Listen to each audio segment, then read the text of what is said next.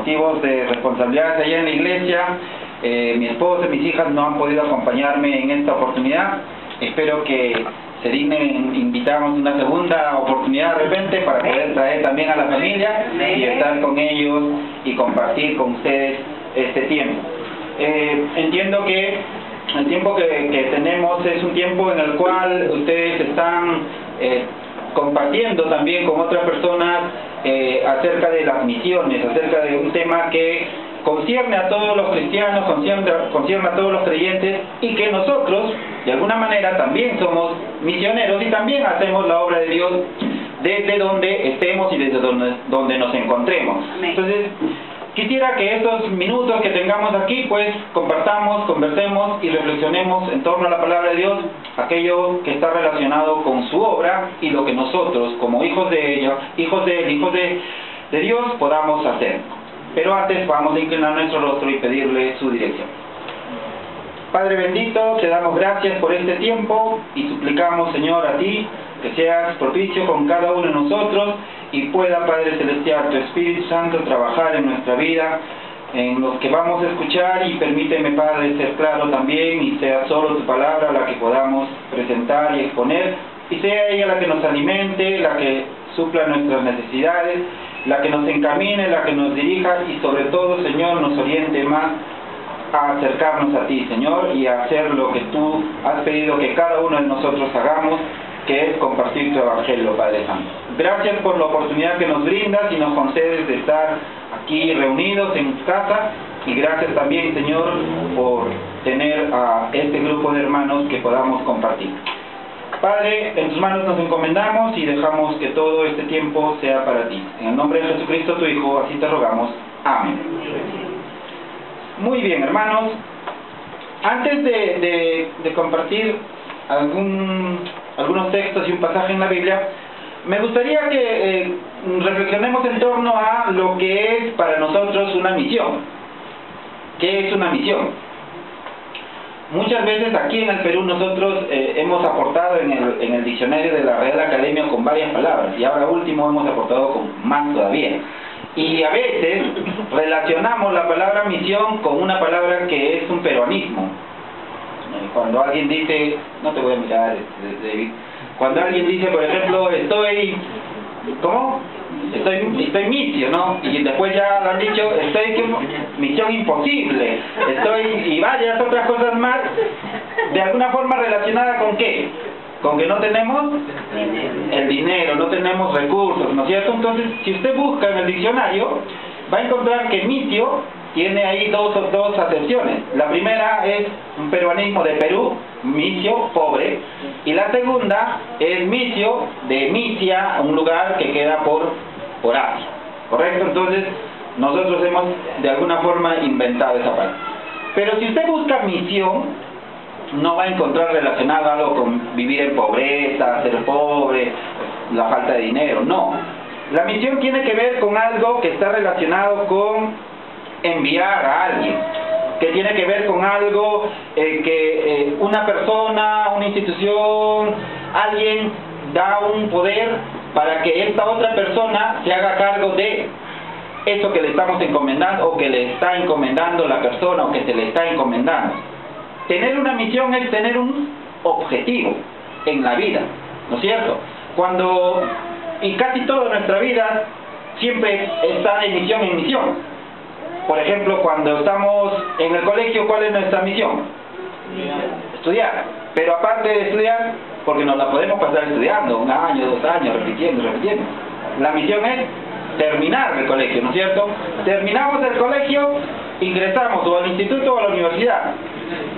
Pero antes de ingresar, o al seminario, o antes de ingresar, la misión es entrar, ¿no es cierto? A diferencia de en otros países, aquí en el Perú, entrar a una universidad no es tan fácil que digamos, dependiendo. Pero una vez que ya estás dentro, ¿cuál sería la misión? Acabar, terminar. En otras palabras, hermanos, lo que quiero mencionar es que una misión es tener algo que hacer, es tener un objetivo. Y nosotros, que de alguna forma trabajamos como iglesia, tenemos el objetivo de compartir el Evangelio.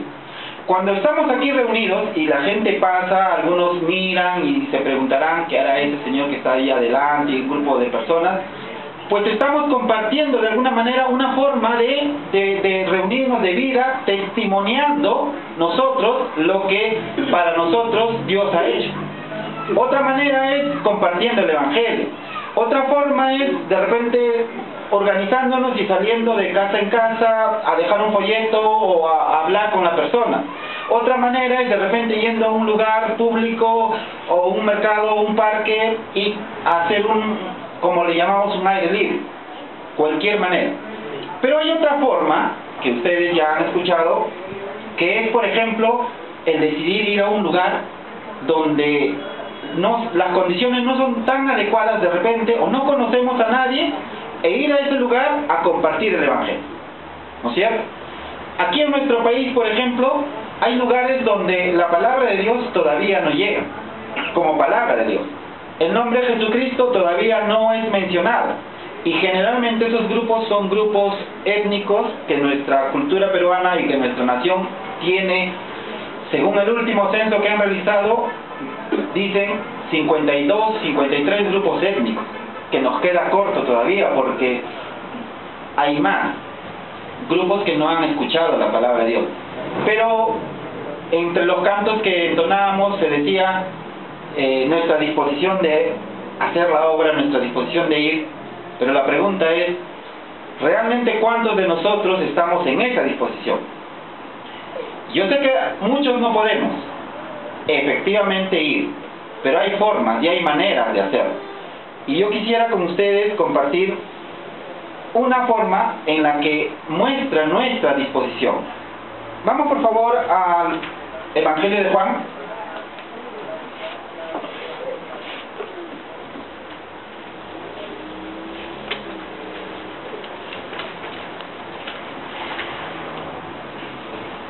Para hacer misiones usted también tiene que tener disposición, ¿correcto? Y aquí vamos a ver un ejemplo en este Evangelio. Evangelio de Juan, capítulo 6.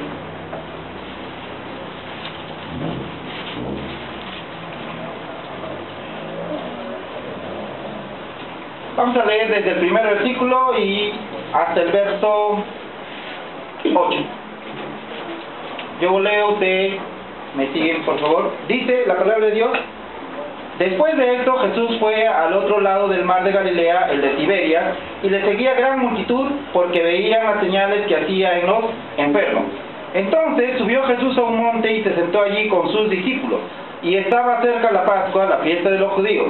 Cuando alzó Jesús los ojos y vio que había venido a él gran multitud, dijo a Felipe: ¿de dónde compraremos pan para que coman estos?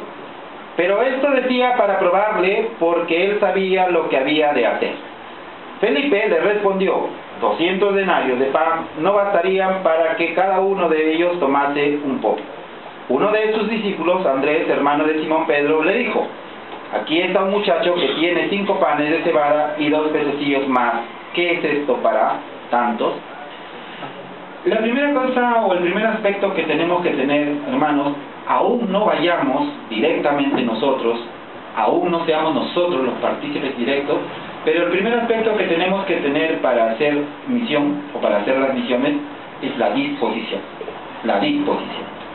Y eso es importante en cada una de nuestras vidas. Visualicemos este escenario que acabamos de leer. Jesús está en el monte, ya se hace tarde, ¿ya? Y dice que poca gente estaba alrededor de él. ¿Sí? ¿No? ¿Mucha? ¿Cuál es la diferencia entre mucha y gran multitud? Ahora, si usted dice, hermano, yo sé cuántas personas eran, porque está leyendo el título del capítulo 6, ¿no es cierto?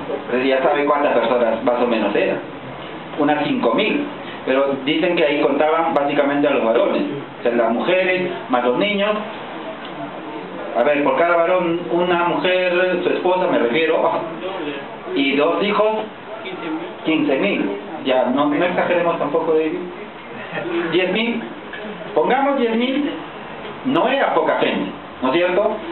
Y todos ya estaban de tarde. ya estaba tarde, seguían escuchando al maestro, seguían escuchando a Jesús, y Jesús de pronto le dice a uno de sus discípulos: ¿dónde habrá una panadería para comprar pan para todos? Imagínense ustedes, ¿no?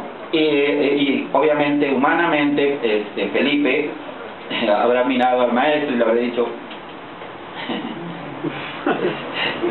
maestro, como que, aparte que es tarde ya, la panadería ya difícil, ¿no? Pero el texto es bien claro, y esto quiero que también lo tengamos presente.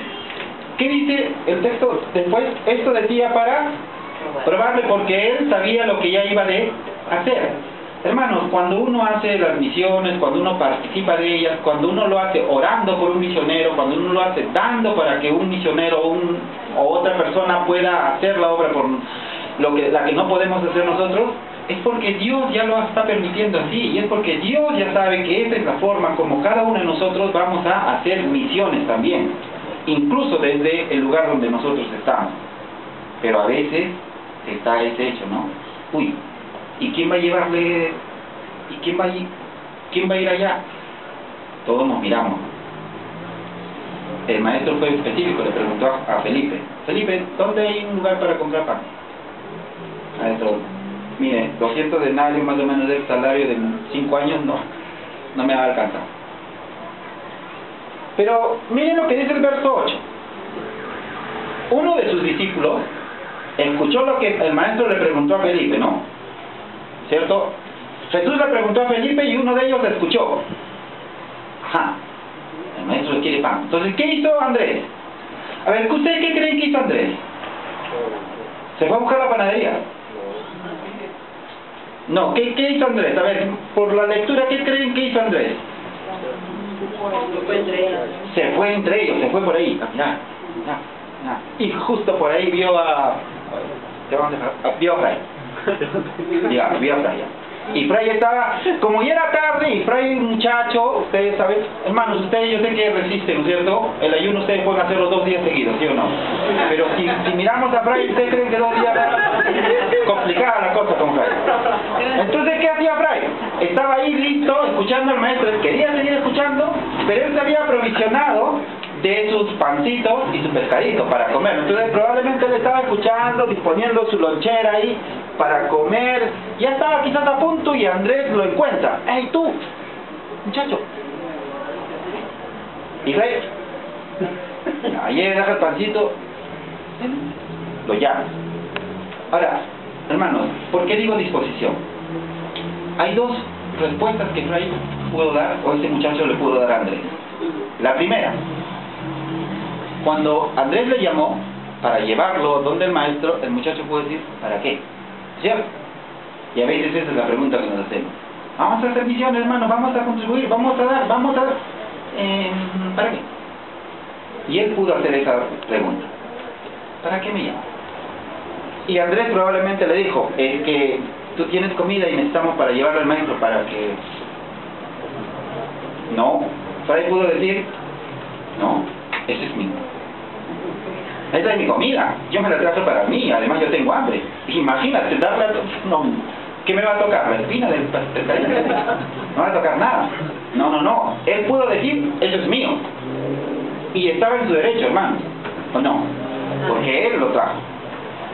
Pero dice el texto que el Señor sabía lo que iba a pasar y sabía lo que iba a hacer.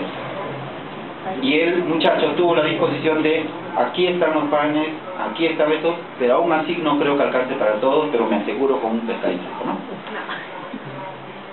Disposición. Un primer aspecto para servir en las misiones es la disposición. Y esta es la disposición que vemos en aquellas personas que salen a otros lugares, que van a lugares alejándose de su familia para llevar la palabra de Dios, para compartir la palabra de Dios, para predicar el Evangelio. Pero es la misma disposición, hermanos y hermanas, que cada uno de nosotros podemos tener también orando por esa persona, también dando por esa persona y para esa persona. Esta es la disposición que Dios quiere que nosotros tengamos. Esta es la disposición que Dios quiere que cada uno de nosotros tengamos para ser parte de las misiones a las cuales Dios nos ha llamado y nos ha encomendado. Porque no solo son los misioneros que van a otro lugar a predicar el Evangelio, los encomendados. Si usted recuerda la gran comisión expresada en Mateo capítulo 28, ¿qué dice? ¿A quiénes le dice? A todos sus discípulos. Id por todo el mundo y predicar el Evangelio. ¿No es cierto? Muchos nos quedamos ir por todo el mundo. Ah, qué bien, hacemos tour. No, la misión es bien clara. No solo dice ir por todo el mundo. Ah, perfecto, hermano, me voy. No, la misión es clara, ir por todo el mundo predicando el Evangelio. No podemos hacerlo nosotros, como dije, pero sí podemos hacerlo a través de el dar y a través de nuestras oraciones por aquellos que han decidido disponer su vida para este aspecto. El otro aspecto relacionado a ello es no solo en la disposición nuestra, sino también en donde nosotros estemos y bajo la circunstancia en la que estemos. Por favor, vamos a Segunda de Reyes.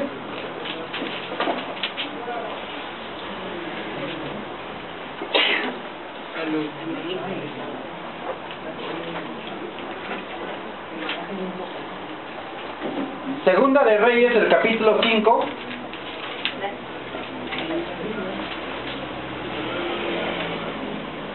Segunda de Reyes, capítulo 5. Vamos a leer verso 1 y verso 3. Y el segundo aspecto está relacionado no solo con nuestra disposición de trabajar, sino también con dónde o desde dónde nosotros podemos hacerlo, desde la ubicación en la cual nosotros nos encontremos. Miren lo que dice la Biblia en Segunda de Reyes, capítulo 5, verso 1 hasta el 3. Naamán, general del ejército del rey de Siria, era varón grande delante de su señor, y lo tenía en alta estima, porque por medio de él había dado Jehová salvación a Siria. Era este hombre valeroso en extremo, pero leproso. Y de Siria habían salido bandas armadas y habían llevado cautiva la tierra de la tierra de Israel a una muchacha, la cual servía a la mujer de Naamán. Esta dijo a su señora: si rogase mi señor al profeta que está en Samaria, él lo sanaría de su lepra. A ver, otra vez. ¿Quién era Naamán? Un general. Y un general tiene a su cargo dos personas. No es cierto? Un batallón, un ejército. Pero no solo era un general, sino ¿qué cosa tenía este general? Tenía de alguna forma un renombre. Era considerado por su rey. Era uno, digamos, de los héroes de Siria. ¿Qué más? Este general también era valiente, era valeroso, varón, de alguna forma de buena presencia, en el sentido de por el cargo o rango que ocupaba. Pero tenía un problema.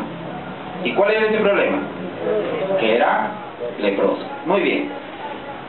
El versículo 2 nos dice que bandas sirias, parte del ejército de Siria, iba por algunas ciudades y tomaba prisioneros y los capturaba y se los llevaba, ¿no es cierto? Y entre esos prisioneros que tomaron había una muchacha. Y curiosamente esta muchacha se fue o fue llevada o fue comprada o cualquiera de las situaciones a la casa de Naamán y servía a la esposa de Naamán, ¿no es cierto? Era la esclava en ese tiempo porque era una prisionera.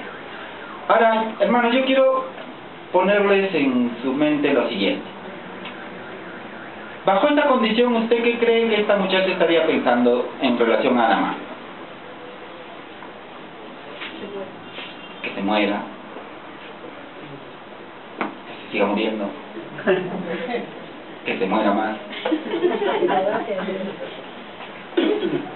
Yo sé que ninguno ha pasado esa situación, pero esta muchacha, a ver, fue sacada de su hogar, donde vivía libre, con su familia, llevada a un lugar desconocido, como sirvienta, como esclava, y de una familia en la cual no adoraban a su Dios, no servían a su Dios. Fue llevada ahí. Entonces lo mínimo que esta muchacha tendría de repente sería resentimiento, o quizás odio, ganas y deseo de escaparse, de salir, buscar la primera oportunidad, ¿no es cierto? Y esta muchacha sabía que su señor, el jefe, patrón, tenía lepra, era leproso. Aún en esas circunstancias, ¿qué hace según el versículo 3? Le dice a la señora: si rogase mi señor al profeta que está en Samaria, él lo sanaría de su lepra. En otras palabras, ¿qué es lo que esta muchacha estaba haciendo? Estaba intercediendo, incluso por aquel para el cual estaba sirviendo, a pesar de las circunstancias. Para hacer misiones, hermanos, también tenemos que ver desde dónde lo podemos hacer. Uy, es que no estoy allá donde estaba el misionero. Puedes hacer misiones desde aquí, desde esta ubicación, desde esta iglesia, como lo venimos haciendo y como lo vienen haciendo ustedes. Algo que yo fui aprendiendo con la iglesia Oreb, en la cual estamos congregando, es que hacer misiones no solamente es ir. Hacer misiones no solamente es buscar la forma de siempre salir. Hacer misiones también, desde donde estamos, es tener momentos de oración por un misionero en particular, en determinado momento, levantar una ofrenda para algún misionero o para alguna obra misionera, recibir a misioneros cuando vienen a la iglesia de visita, darles un espacio para que compartan con la iglesia lo que están haciendo. Hacer misiones también tiene que ver con esa disposición, y aún, como digo, cuando estemos ubicados donde estemos. Eso es hacer misiones también. Muchos no vamos a poder salir por razones X, pero nuestra disposición y la ubicación donde estemos, también nosotros podemos hacer misiones. Y eso es lo que nosotros tenemos que tener siempre presente y siempre claro.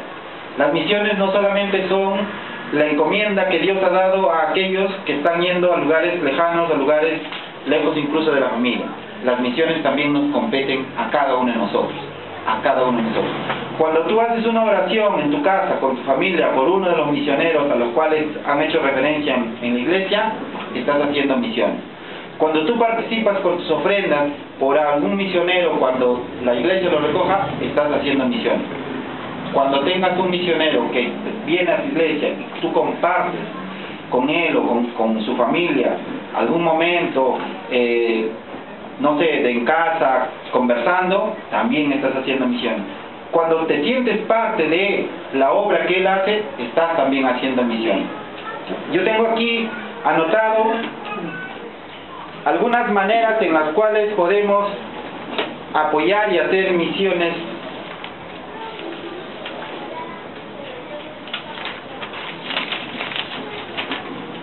Y hay algunas que son interesantes y que podríamos tenerlos en cuenta. Primero dice, elige un misionero, obviamente. Elige a alguien por el cual tú, ores. Dedica un día, una semana, como guste, en orar por un misionero en particular. Hay una oración que es específica. Señor, por las misiones queremos pedirte porque todos los misioneros les vaya bien, no les pase nada. Eso es lo general. Pero lo específico es orar por una persona, con un nombre en particular. Ustedes están apoyando a un misionero, me parece, ¿cierto? Oremos por ese misionero. Pero también hay otros misioneros por los cuales podemos orar. Dice también escribirle al misionero una carta. Yo creo que esta no... A ver, a los que estamos sobre los 40, como yo, todavía recordamos, hermanos, hermanas. Vamos a hablar con ellos, ustedes jovencitos, recién salidos de... no conocen esto. Hermanos, ¿ustedes se acuerdan de los famosos carteros? Serpos, el correo. Cuando yo estaba haciendo mis prácticas preprofesionales en Chiclayo, allá por los años, mejor no les digo, estaba ya de novio con la que ahora es mi esposa. Las circunstancias de estudio y familia de ella hicieron que nos separásemos, ella por el Cusco y yo por Chiclayo haciendo mis prácticas, y no existía con lo que ahora disfrutan los jóvenes, hermanos, ¿no? Usted sabe, un joven, ¿con qué no le falta a un joven? ¿Que no te falta nada? El WhatsApp, exactamente. No, el celular, el WhatsApp. O sea, sin eso no viven, ¿cierto? Y amén, todavía lo dice. Además, el Señor te perdona. Aquellos hermanos no había eso, no había Messenger, no había ni computadora, creo que teníamos, a la justa teníamos una Lentium DOS, el sistema operativo era un DOS, no sé si se acuerdan, implantábamos disquetes a las computadoras, ya esas cosas no las ven, en fin. Y yo allá, para comunicarme con mi esposa, pues escribía una carta, ¿cierto? Iba, compraba mi estampita, la depositaba en el correo, y tenía que esperar, pues. ¿Cuántos días creen ustedes? ¿Recuerden? 8 días, 10 días. ¿Quisieran, no es cierto, hermano? Claro, 10 días de que la carta, desde allá a Chiclayo, primero venga a Lima, de Lima otra vez la distribuyan y la manden hasta el Cusco, ¿no es cierto? 10 días, hasta que llega allá. Mi esposa probablemente lo lee, la carta, y sí, mira, yo en este momento, estoy 10 días ya pasó, ¿no es cierto? Me sentía un poco mal, un poco triste, pero ya 10 días ya estaba mejor, de repente. Ella recibe la carta, decide responder, responde, otra vez, ¿cuántos días más? Otros 10 días más, ¿no es cierto? Entonces yo recibo su respuesta después de 20 días. O sea, yo le escribo el primero del mes, a fin de mes sé algo de mi esposa, ¿no es cierto? O la que era mi novia en ese tiempo. Más o menos por ahí. Ahora no, ¿no es cierto, hermanos? Ahora uno quiere comunicar, ya están ahí, están en el culto, perdón, están a veces ahí. Yo no dije tu nombre, de pero ahora ya no, ahora ya todo es rápido. Y si usted se imagina, hermano, imagínese si usted tenía en esos tiempos un familiar que vivía en otro país, España por ejemplo, ya ni hablar, ¿no es cierto? Dejaba su carta en correo y todavía le decían, ¿ah? ¿Certificada o normal? Llegaba en el mismo tiempo, ¿sí o no? Pagaban más, por gusto, pero en fin, no hagamos mala propaganda de correo. Y era distinto. Ahora dice, podemos escribir un misionero. Algunos, yo lo he visto, hermanos, por ejemplo, en la escuela dominical, una de las maestras fue a una de las giras, la gira de este año que hicimos, que hicieron algunos hermanos en la iglesia Oreb, y la hermana, a su clase, también han decidido como clase apoyar a un misionero, y la hermana, la maestra, hizo que cada niño escribiera algo, aún sin conocer a la persona, conociéndola por fotos, hizo que escribieran y juntó todo eso en una carta, les mandó fotos, y todo lo pegaron en un sobre, y ella se encargó de llevar ese sobre al misionero, ¿no? Como digo, hay formas en las cuales nosotros también podemos contribuir con este misionero para poder saber un poco cómo está. A veces uno está aquí y no sabe, por ejemplo, lo que ocurre allá, cuál es la necesidad. Hay maneras en las cuales podamos nosotros motivar, y más ahora con aprendiendo su número telefónico, el WhatsApp, el Facebook. Yo creo que no habría excusa de no saber, por lo menos de no haber escrito algún versículo, algún mensaje y de repente por ahí animarle, ¿no? Otras maneras es, como ya lo dijimos, dando, invitando a que venga, memorizando algún versículo y compartiéndolo con él, compartiendo tiempo con él, llamándolo, en fin. Y otra manera dice, sorprendiendo cuando ustedes vayan por allá, de repente algún momento en el cual decidan por ahí, por razones familiares, trabajo, ir donde usted está apoyando a este misionero, y por qué no, de sorpresa, de repente visitarlo y darle esa alegría. A Dios gracias, nos ha dado la oportunidad de trabajar dos años seguidos yendo a estas giras misioneras, y sí, la necesidad es mucha, la necesidad es bastante, pero como digo, no todos podemos ir, pero sí podemos contribuir para que ese misionero esté allá. Yo quisiera cerrar mencionando también algo que es importante que ustedes tengan en cuenta en relación a las misiones. Y quiero que vayamos al libro de Hechos para ver un poco cómo es que debemos de considerar y tener presente el tema de las misiones. Hechos del capítulo número... Vamos a ver primero el capítulo 11 del libro de Hechos.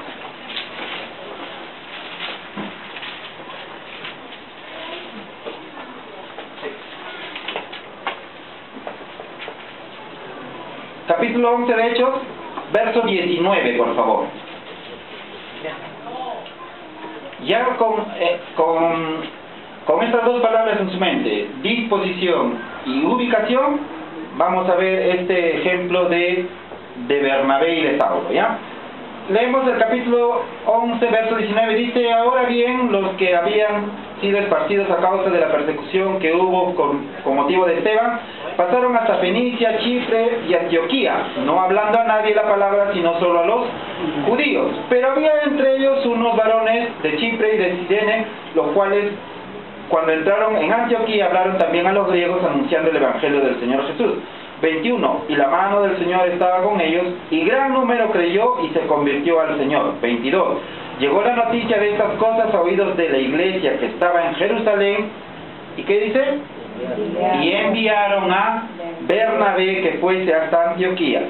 23, cuando llegó y vio la gracia de Dios, se regocijó y exhortó a todos los que con propósito de corazón permaneciesen fieles al Señor, porque era varón bueno y lleno del Espíritu Santo y de fe, y una gran multitud fue agregada al Señor. Verso 25, después fue Bernabé a Tarso para buscar a Saulo, y hallándole, ¿qué hizo?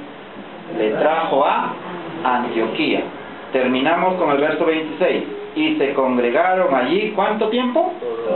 Todo un año con la iglesia, y enseñaron a mucha gente, y a los discípulos se les llamó cristianos por primera vez en Antioquía. A ver, vamos a ver la figura. Debido a la muerte de Esteban y de repente el temor de algunos, dice que se esparcieron por diferentes lugares, ¿no es cierto? Y cuando se esparcieron por diferentes lugares, ¿qué hacían? Se escondían en las casas. ¿Hacían eso? No. ¿Qué hacían? Iban anunciando y predicando el evangelio. En el caso de Antioquía dice que algunos predicaban solo a los judíos, judíos a judíos, no incluían a otros. Pero otros varones dice que incluyeron a griegos, de tal forma que la iglesia fue avanzando, fue creciendo. La iglesia madre, la que estaba en Jerusalén, escuchó esta noticia y ¿qué hizo? Envió a Bernabé, envió a alguien. Hermanos, en lo particular y como iglesia Oreb, nosotros consideramos y creemos que a un misionero, a una persona, la iglesia la debe enviar. La iglesia la debe enviar. Porque es la iglesia la que finalmente va luego a sustentar. Porque es la iglesia la que va a también, a través de ese misionero, a hacer la obra, a hacer la gran comisión. Y eso es lo que nos está diciendo aquí este pasaje en la Biblia. ¿Todavía no está convencido? No se preocupe. Mire lo que dice después. Bernabé dice, después de estar con ellos, fue donde a Tarso para buscar a quién, a Saulo. Lo trajo. ¿Cuánto tiempo estuvo ahí? ¿Un día? ¿Una semana?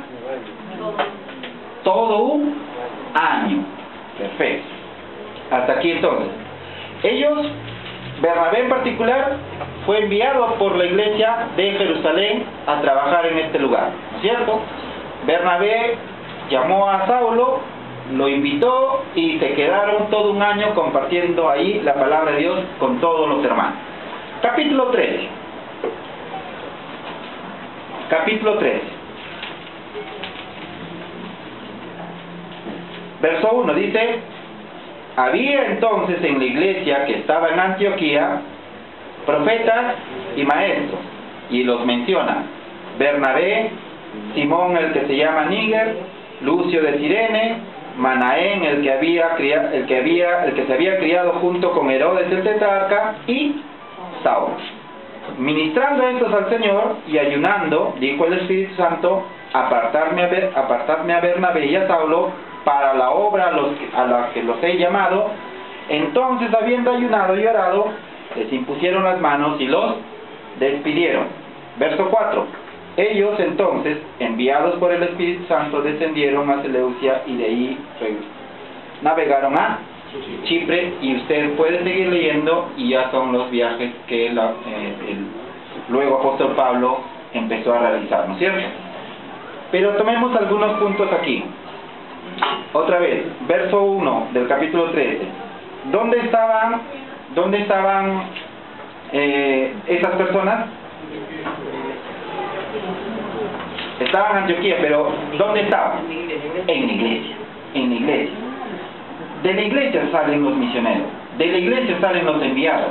No es de afuera, es de la iglesia. y somos nosotros los responsables de ello, y somos nosotros los que vemos también el sustento, y somos nosotros también los que estamos haciendo la gran comisión a través de ellos. Por eso es importante, hermanos queridos, que tengamos siempre presente eso.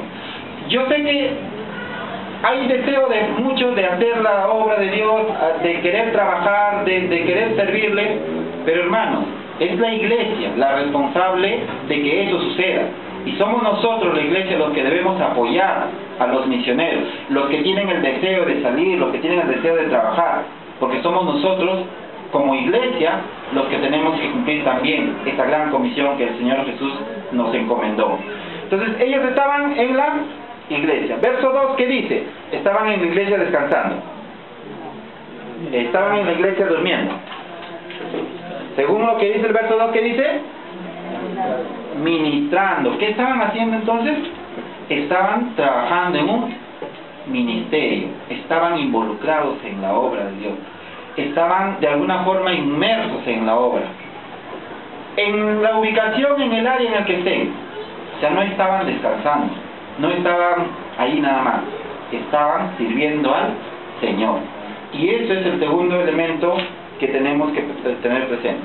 Los misioneros, las personas que son enviadas, salen de la iglesia, y en la iglesia tienen que estar sirviendo, tienen que estar trabajando. ¿Qué más? Dice, ayunando, dijo al Espíritu Santo, apartadme a Bernabé y a Saulo para la obra a los que los he llamado. No es el pastor, no son los líderes, no es el diácono. Es Dios en que ha puesto el deseo en el corazón de usted, en el corazón mío, en el corazón de los hermanos y las hermanas, para que hagan la obra.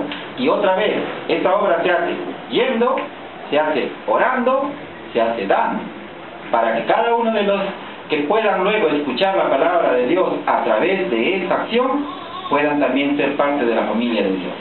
Y esta es responsabilidad nuestra, y esta es la manera en la que nosotros también cumplimos la gran comisión. Verso 3, ¿qué dice? Y aquí viene lo interesante. Entonces, habiendo ayunado y orado, ¿qué hicieron? ¿Quiénes hicieron esto? Le impusieron las manos y los despidieron. ¿Quiénes hicieron esto? Sus familiares. ¿Quiénes? ¿Y quiénes son ellos? La propia iglesia. La iglesia es la que, ustedes fueron los seleccionados, perfecto, ustedes son los que van a salir entonces a hacer las misiones. Ahora miren el verso 4. Ellos entonces, enviados por el Espíritu Santo, ¿qué hicieron? Descendieron y salieron y se fueron. ¿Se acuerda usted de algún personaje al cual Dios le dijo, mira, haz esto, y el personaje no lo hizo? Jonás, ¿no? Debe estar molestando de arriba, pero hablemos de Jonás un ratito. ¿Qué le dijo Dios? Jonás, mira, te he llamado para que tú vayas y digas y hables, prediques a los de Nínive, y les digas esto, para que, porque si no va a caer un juicio sobre ellos, ¿cierto? ¿Y qué hizo Jonás? No, ¿qué dijo? Se hizo el sordo y dijo, Señor, me dijiste Tarsis, ¿no? No Nínive. Y miren, para que solamente vean esto. Cuando se fue al puerto, curiosamente, había un solo pasaje, un solo boleto, a mitad de precio, ¿para dónde? No Nínive. ¿Para dónde? Para Tarsis. Y Jonás dijo, la voluntad de Dios.